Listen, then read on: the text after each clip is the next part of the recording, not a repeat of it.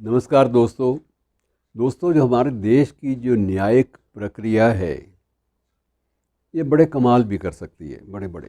इसमें बहुत सारी चीज़ें ऐसी होती हैं जो सिर्फ प्रोसीजरल अड़चन, प्रक्रिया की जो बाधा है, उसके आधार पर ऐसे लटकते हैं मामले कि आपको कुछ सूझता ही नहीं है कि अपन क्या किया जाए। इसमें कौन से पक्ष को अपराधी करार दिया जाए या अभियुक्त करार दिया जाए, ये कुछ भी स्पष्ट नहीं हो पाता कई बार। जिस मामले का मैं जिक्र कर रहा हूँ, ये भी आज से लगभग 56-57 साल पहले का मामला है। और इस मामले में बड़ा एक दिलचस्प जो इसका जो बिंदु है वो ये है कि लगभग 56-57 साल पहले ही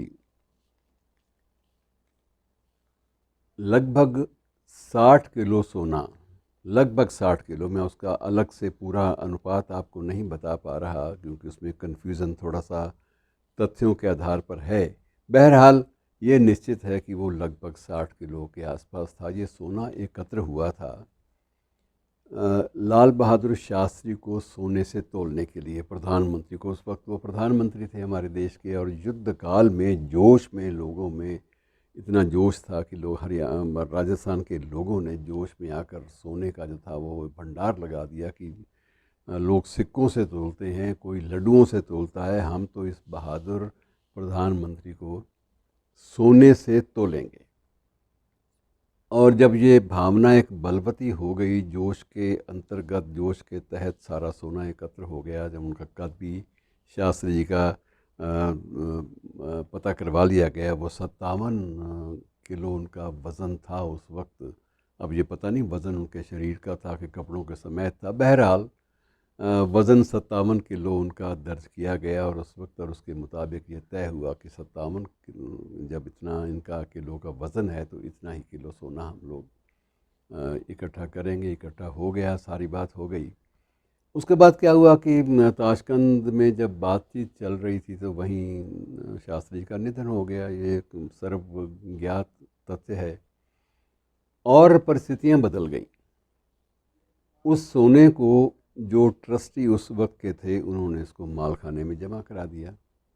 अब मालखाने में जिस नंबर से एंट्री हुई, उस नंबर से कोर्ट में जो अपील सरकार की ओर से दायर की गई थी कि ये सोना जो है ये केंद्र के पास भेजा जाए, केंद्र सरकार के पास भेजा जाए, वो जो रिपोर्ट थी, मालखाने की रिपोर्ट और सरकारी आदेश की रिपोर्ट, दोनों का नंबर जो है वो मेल नहीं खाता था। जाहिर है कि ये जो गलती है किसी क्लरिकल एरर की वजह से हुई। लेकिन कोर्ट को तो हर चीज़ का एविडेंस चाहिए, क्योंकि ये ख़तरा होता है कि अगर कोर्ट जेन्युइनली समझता है कितने किलो सोना है, ये केंद्र का ही है और केंद्र को भेजा जाना है, शास्त्री जी का निधन हो गया असमय, देश आघात में था, और उसके बाद जब स्थितियां धीरे धीरे सामान्य हुई, देश आघात से उभरा, तो ये तय हो गया कि अब ये केंद्र सरकार के पास जमा करा दिया जाना चाहिए। और केंद्र की ओर से भी सॉलिसिटर जनरल ने एक बना के इसी आशय का एक कानूनी पत्र बना के उस संबंधित मजिस्ट्रेट के पास भेज दिया कि आप इसकी करो, इसकी रिकवरी करो, और रिकवरी के बाद वापस ले आइए। और मित्रों, हुआ ये कि जब ये रिकवरी के लिए जो चीज़ आई थी वो सामने प्रस्तुत हुई, तो उस वक्त फिर ये तय किया गया कि ये सोना केंद्र को जाना है, तो इसके लिए पूरी औपचारिकताएं चेक कर ली जाएं। औपचारिकताएं चेक हो गई। बीच में एक गुणवंत शाह नामक एक ट्रस्टी थे, उस ट्रस्टी ने सारा का सारा ये चार्ज संभाला हुआ था। अब स्थितियां जो हैं बिल्कुल बदल चुकी थी। तब तक तथ्यों में कई जगह किसी न किसी महान बाबू की भूल से नंबर भी गलत हो गए थे।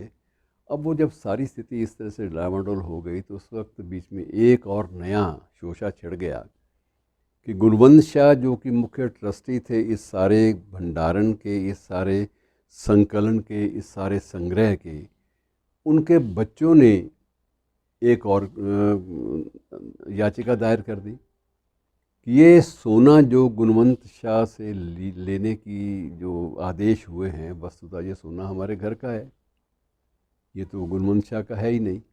अब भूल कहाँ हुई मित्रों, ये तय नहीं होता, क्योंकि इस केस में कई पेच हैं, इस मामले में बहुत सारे।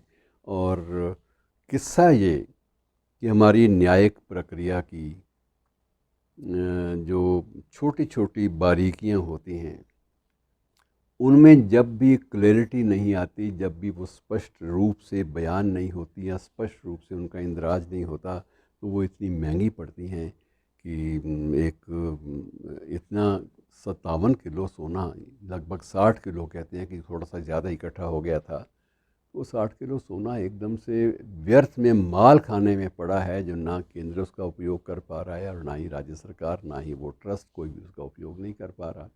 मामला लटक गया है फिर, और कब निर्णय होगा ये कुछ कहा नहीं जा सकता।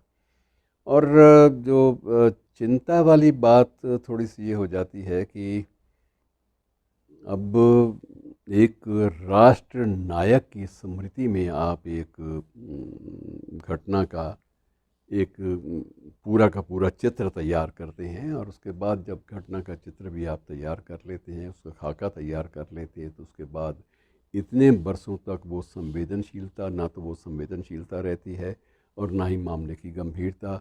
मामला सिर्फ इस बात तक सीमित हो जाता है कि सोना एकत्र हुआ था, और सोना जो है वो केंद्र सरकार के पास नहीं पहुंचा। बीच में शास्त्री जी का नाम तो एक तरह से गायब ही हो जाता है, क्योंकि जो मकसद था कि अब जो सोना एकत्र हुआ है वो केंद्र को देने के लिए हुआ है, और शास्त्री जी ने कौन सा अपने साथ ले जाना था, उन्होंने तो सरकार के पास जमा करा देना था, जो उनका आदत थी, उनका स्वभाव था, और वैसे भी एक नियम भी है, कायदा भी है। तो ये नहीं हुआ। अब उस वक्त इसकी कीमत जो थी 29 लाख थी इस सोने की। उस वक्त लाखों में ही सोने का निपटारा होता था, तो सोने की जो अप्रॉक्सीमेट जो लागत है 29 लाख, ये भी वहाँ दर्ज है। लेकिन अब जब देना पड़ेगा या केंद्र को जाएगा तो वो करोड़ों में होगा। तो विवाद जो है अनावश्यक रूप से बढ़ते जाते हैं, और कहीं एक छोटी सी भूल की वजह से पूरे देश की न्यायिक व्यवस्था पर भी, और छोटी छोटी जो बाबूगिरी के अंतर्गत होने वाली जो भूलें हैं उन पर गंभीरता से टिक जाता है। तो मित्रों, ये मामले ऐसे हैं, इनके बारे में कुछ सपाट बयानी नहीं हो सकती, लेकिन इतना ज़रूर है कि जहाँ तक हो सके ऐसे विवादों से सरकारी तंत्र को बचना ही चाहिए। मोटी सी बात है, और अगर ये नहीं संभव हो पाता तो निश्चित रूप से ये एक भविष्य के लिए जागरूकता का सवाल है कि यदि कुछ किया जाना है तो साथ साथ ही उसका निपटारा हो जाना चाहिए। इतने बरस तक लटका हुआ मामला, आशंका है कि ये 10 बरस और भी लटक सकता है, क्योंकि अब इसने रूप ही और ले लिया है, दिशा और ले ली है। तो अलग दिशा में जाएगा तो मामले की गंभीरता भी डाइल्यूट हो जाएगी। शुक्रिया दोस्तों।